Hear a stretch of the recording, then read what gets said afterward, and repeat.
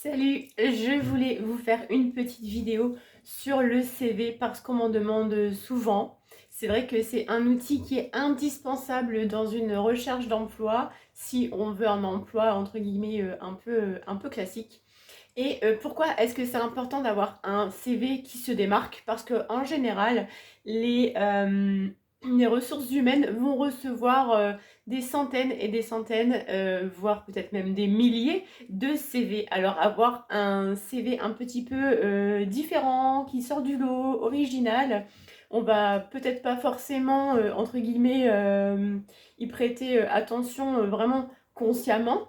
Mais en tout cas, quand on a cette pile de CV un petit peu imbuvable sous forme Word, avec uniquement des bullet points à lire, ce qui peut être voilà, un petit peu redondant, un petit peu classique. Alors voilà pourquoi sortir du lot quand on fait son CV.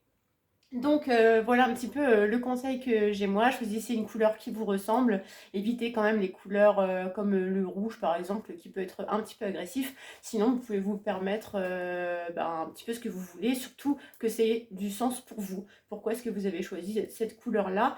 C'est une question qu'on pourra vous poser.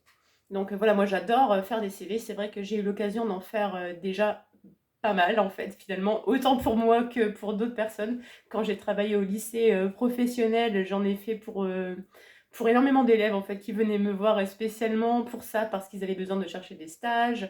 Et donc même si on n'a pas grand-chose à écrire dans son CV, croyez-moi, et ben, c'est possible quand même d'avoir des choses à dire, à raconter.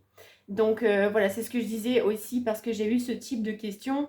C'est-à-dire, oui, mais finalement, on s'en fiche de la forme, c'est-à-dire que moi, je peux simplement faire un CV classique et comme j'ai des bonnes compétences, ça peut suffire. Et pareil pour les centres d'intérêt. À quoi ça sert que je mette mes centres d'intérêt étant donné que c'est personnel et c'est pas professionnel? Il faut savoir que les employeurs, ils recrutent certaines compétences, c'est sûr, mais aussi des compétences humaines, c'est-à-dire un savoir-être, tout simplement.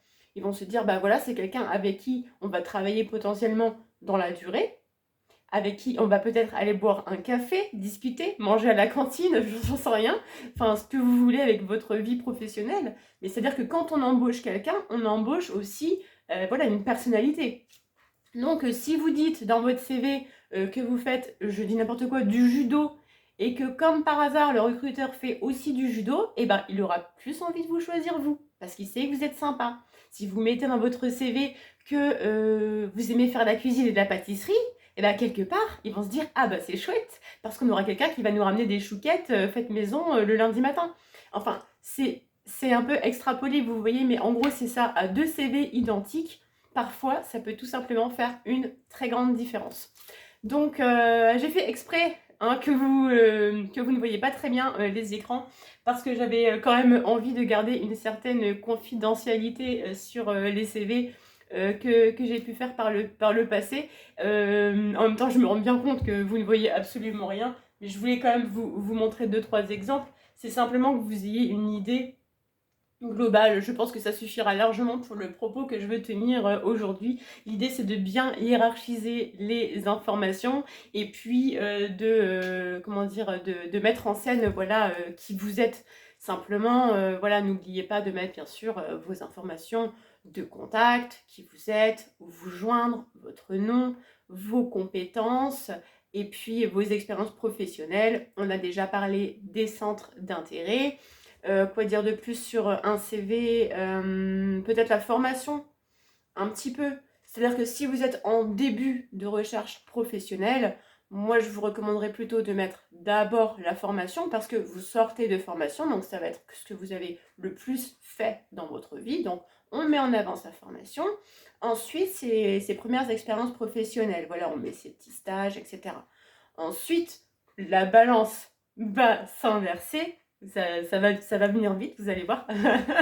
Donc la balance va s'inverser et puis vous allez voir que vous allez avoir plus d'années en fait en termes de professionnel que dans les études. Donc on va changer, on va mettre d'abord en avant ses expériences professionnelle, et ensuite la formation en second temps, et puis après on ne met plus que 2-3 petits bullet points, ça devient un peu entre guillemets anecdotique, parce que c'est votre expérience sur le terrain qui va faire toute la différence. Si vous avez un trou dans votre CV, par exemple, ce qu'on appelle un trou dans le CV, c'est par exemple, je vois monsieur qu'entre 2011 et 2015, il n'y a rien écrit sur votre CV, que s'est-il passé? J'ai un peu de stylo. Ah ouais. Donc, c'est pas grave, pardon. Donc, monsieur, nous observons qu'entre 2011 et 2015, il n'y a rien sur votre CV. Qu'est-ce qui s'est passé? Alors là, ça peut être le type de question un petit peu compliqué, surtout si vous avez eu des problèmes, etc. Vous n'avez pas forcément envie d'en parler à un employeur. Donc, ce que vous pouvez faire pour ces trous-là, c'est pour pas trop poser question, mettre quelque chose du type enfin, je sais pas trop, là, j'ai pas d'exemple qui me vient en tête, mais vous pouvez justifier, trouver une justification par rapport à peut-être pause, recherche de choses à faire, ou alors maladie. Alors peut-être que vous pouvez, enfin non, je pense pas que ce soit bien de le mettre finalement, je me dis en y réfléchissant, ça dépend tellement du cas par cas. Peut-être que c'est mieux de laisser le trou, mais par contre de penser bien à le justifier dans votre esprit pour préparer l'entretien et ne pas être déstabilisé par ce type de questions. Voilà. C'est-à-dire, oui, monsieur, entre 2011 et 2015, je vois que dans votre CV, il n'y a rien. Si vous êtes préparé et que vous avez déjà la réponse, que vous êtes droit dans vos bottes, dites, bon, bah oui, en effet, il y a eu une période un petit peu de moins bien dans ma vie personnelle, que j'ai pas forcément envie d'exposer ici, mais maintenant, tout est réglé, donc on repart sur de bonnes bases et je suis très très motivée pour rejoindre votre équipe. Enfin, voilà. Après, vous brossez comme vous voulez, hein. Je ne suis pas en train de vous faire une vidéo sur les entretiens d'embauche. Alors là, je ne sais pas du tout si je serai compétente là-dessus.